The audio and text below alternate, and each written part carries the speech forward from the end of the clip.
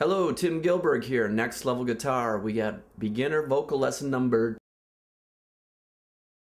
Had a lot of good feedback. A lot of people enjoyed the first basic warm-up, which was called a lip roll.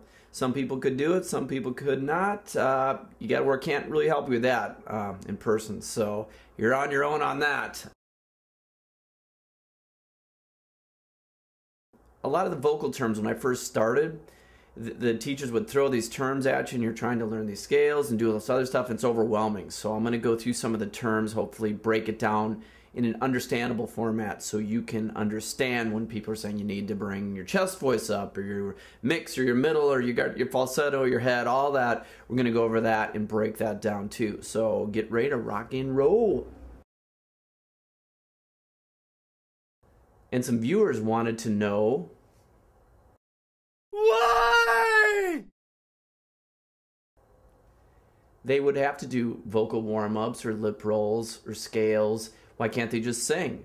Let me relate one thing that I found. I had some good coaches when I was younger for sports and athletics, but this is applied to other things I've done in life.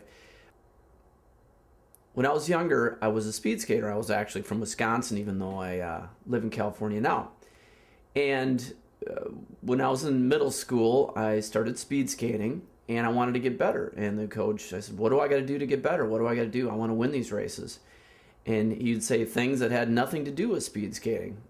Running up hills, riding your bike 10 or 20 miles a day, using weights, all those things would strengthen your body, just like these vocal scales. You could just sing, but if you want to get better, if you want to have better tone, if you want to increase your stamina, if you want to you hold longer notes, reach higher highs and things like that, you need to follow a method. You want to improve your vocal performance and your stamina and ability is you'll do vocal warm-ups, vocal scales. Those are the building blocks. Those are the foundation to get your voice to the next level. And they do work. It's amazing. Amazing. Incredible. So let's get started with some vocal terms. When I first started, the teachers, they threw out all these terms at you that, it just was overwhelming at times. You'd hear, well, there's your chest voice, and you have your head voice, and your falsetto, and then you have a mix or a middle. There are terms all having to do with vocal. And so let's go through now a couple of the main terms. I'm going to break them down into how I see them. So hopefully that'll relate to you, because I'm not a 20-year expert on this. I started about a year and a half ago, but I was able to find some great teachers who teach one of the best methods on the market today.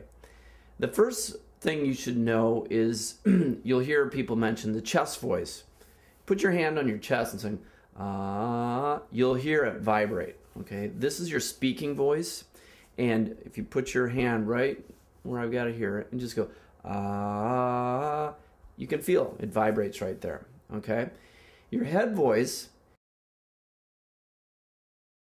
Here's an example of your head voice. Oh, okay. The falsetto. See, there's still an edge. If there's still your vocal cords are pressing in, it's not just an airy. If you think of like the Bee Gees, the lead singer Barry Gibb, he uses falsetto where it's just airy. Also, go to YouTube or go to Prince has a video or a song called Kiss, and that's falsetto. It's real light and airy, and the vocal cords are not being pressed in on that. So that just gives you a real general idea to start. Chest voice is speaking voice, is where you talk. Head voice is a whole nother range, and then the falsetto is that mid, really light. You don't have any pressure. You don't have any power, much tone. It's just a real light. Most songs are never in that. And one of the key things with this method that I've learned is to take your chest voice and it mixes with your head voice, but not in a falsetto, and it increases your range. And that's what these exercises do. That's the whole thing. A lot of times what you'll do is people who are real chesty, they'll try to pull it up and their voice gets, meaning they'll try to hit the higher notes, but they're not blending with the head voice. So that's what these exercises do for you. They allow you to use less air and use a combination of your head voice and your chest voice to reach these higher notes than you would normally reach with more power than a falsetto. Can't really sing a hard rock song in falsetto. It'd sound ridiculous. But if you're able to take your chest voice and pull it up and use a third of your vocal cords instead of all of them, and then press in, you can have a real hard emotional sound. Okay, the spot between it's kind of like the no man's land. Everybody has it in different spots. It's called the break.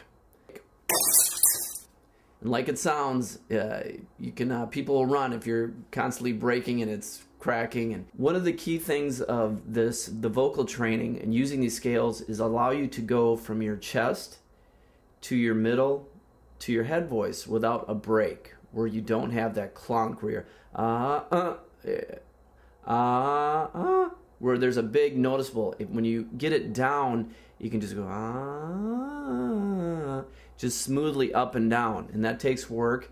But you can do it with the scales, the vocal scales, the piano scales you sing along with. There's various techniques and vowels. We'll get into all that. Also, we had some comments where people were saying, well, you took 5 minutes and you just did the lip roll. Well, I'm trying to explain the fundamentals behind this, okay? I'm not going to say, do lip rolls, do piano scales, do this. There you go. There's a 30-second video for you. I'm trying to give you the foundation and the background so you can understand why you need to do this, how your vocal cords work, and how the whole thing goes together. So hopefully that makes sense. I don't mind the feedback. We get good and bad. And if it's constructive, I'll definitely try to address that.